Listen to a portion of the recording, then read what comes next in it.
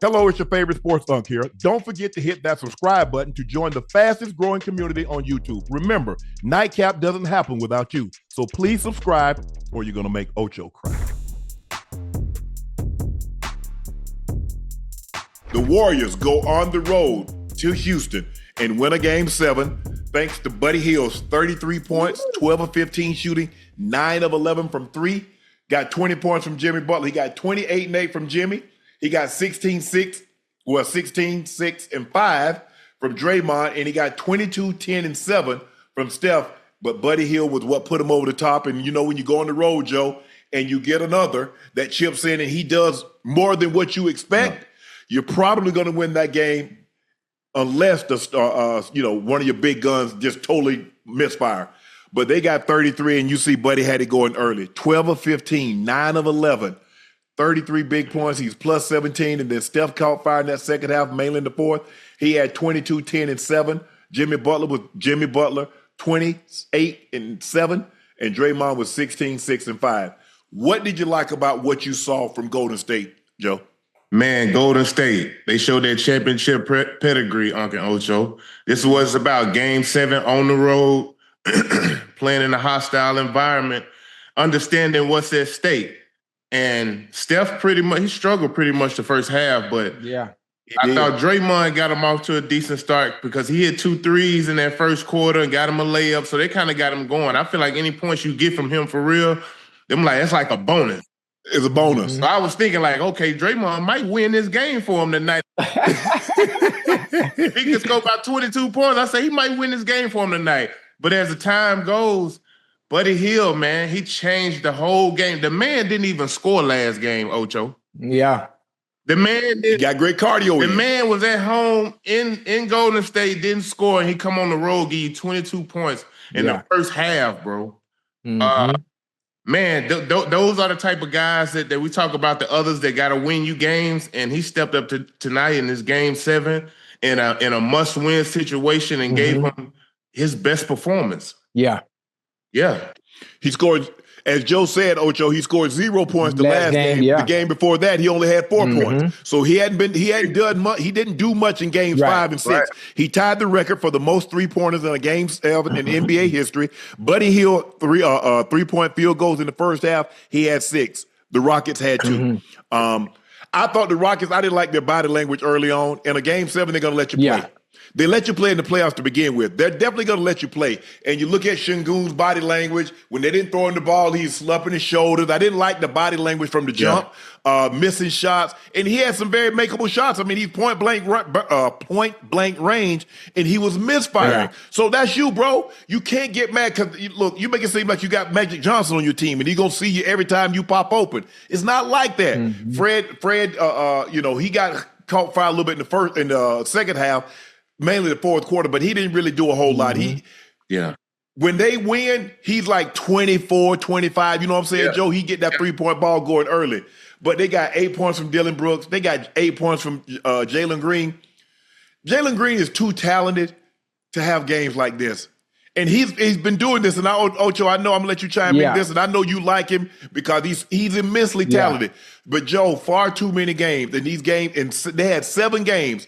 I saw far too many 4s and 8s from Jalen Greene. Go ahead, Ocho. Hey, listen, I enjoyed the game. I think the Rockets did a very good job of trapping Steph, playing consistent defense on him, which is why I think he struggled a little bit in the first half. Obviously, if you look at the points, he finished with 22, but he kind of struggled the first half of the game.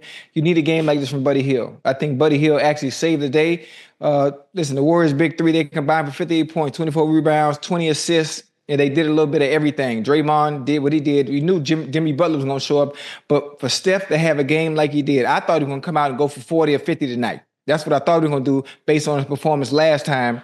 But Buddy Hield saved the day, man. Like you said, he was 9 for 11 from behind the arc. He had 33. And I think he's the reason they won game 7. Obviously, the Rockets didn't help themselves with the way they played and their body language. They had a decent output and performance from most of their players, but it wasn't enough. I think a game like tonight, you would have need Jalen Greene to step up and be the player that I think and other people know he can be. But such low output offensively, it's not going to win you many game 7s. Hey, they would. Go ahead, Joe. But to kind of piggyback on what y'all was saying about Jalen Greene, man, it's like when you watch the games, it's like if it's not a three-pointer, it's something that's forced at the basket, right? Yeah. Where's the middies at? Where's the mid-range game at? Like, we have to have that, man. I know analytics and kind of took it out the game, but in the playoff, the game slows down. There's not as many possessions normally that you will have during the regular season. So you have to value those possessions, and you want to get great shots every time down the floor. So I think for me, it's just like him getting in the lab, man, and really working on his mid-post, his mid-range game to the point to where you can give him the ball and he can get you a bucket or he can raise up and shoot that midi, bro. Like you can't just live and die from the three. Right. Then think, okay, my three ball ain't working. Let me force something to the cup because now you're all out of rhythm. I think you got to have a mid-range game, and it's just a lost art in today's game. Yeah. If you look at what Golden State was prepared for that trap, if you notice, they hit the mid, they swung the ball, wide open three to Buddy Hield. Or they come to pick and roll, and then you got Buddy Hield wide open for the three. You got Jimmy Butler. You got these guys. So they were prepared this time. I thought they went to the big lineup a little bit too soon. Yeah. They went with Şengün and Adams a little bit too soon, and they were ready for it this time around. It didn't surprise them, and that's what happens. It's kind of like who was that? The Clippers. You remember Clippers where they inserted Nicholas Batum, and it caught the Nuggets off guard. Where they tried to go to another switch lineup, Nuggets said, "We got something for y'all ass this time around. Run it back, bring it. Oh, okay, we got something for you." I thought, think about it. They go on the road in a hostile environment, and they only turn the ball over 7 times. So they value the ball because you have to value every possession matters. Because as Joe said, you're not going to get as many as you normally. It's not going to be as up and down. So you're going to have to get a lot of your points in the half court set. Because teams are not going to let you run out and get 50 34 transition points. It's not going to happen. I thought Golden State did a great job of swinging the ball. You look at Draymond had 5 assists. Jimmy Butler had 7 assists. Steph had 7 assists. Okay. So everybody's making an extra pass. Everybody's doing what they're supposed to do.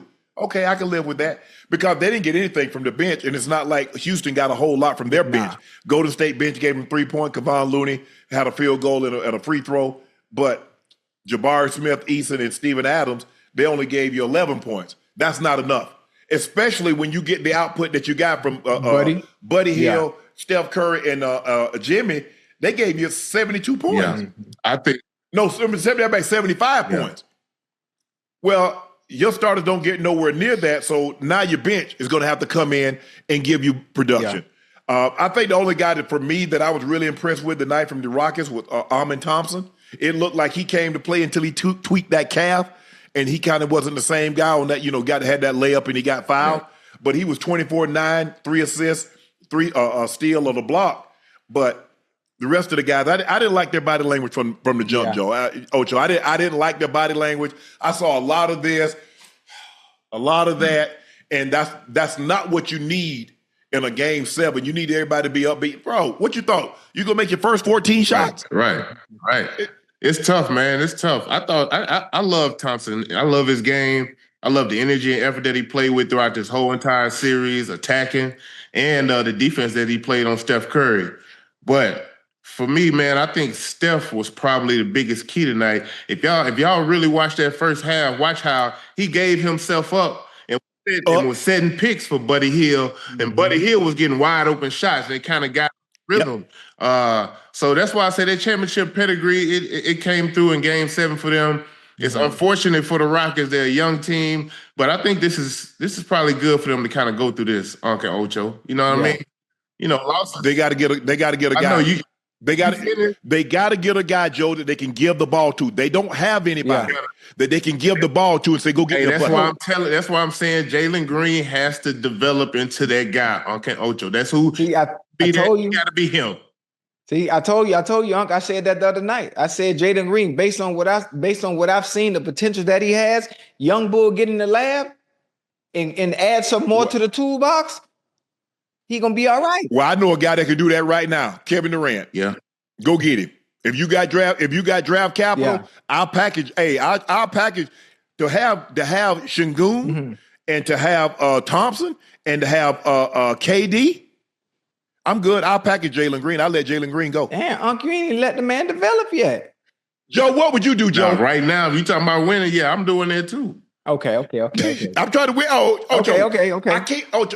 You know, back in the day, they let you got a projection. Yeah. Here's our pie chart, and here. No. Mm-mm. Hey, Ocho, no I'm saying that because if we looking at it from that standpoint, right? I want guys who can affect the game if they not scoring, and you still got Dylan Brooks who gonna affect the game. He don't have to score a lot, but he gonna have some decent nights, and then you got Thompson who offensively, whatever he's gonna be a project, and I think the sky's the limit for him as far as potential and what he could be. You know what I mean? And you talking about adding KD to that, man? Mm-hmm. Yeah.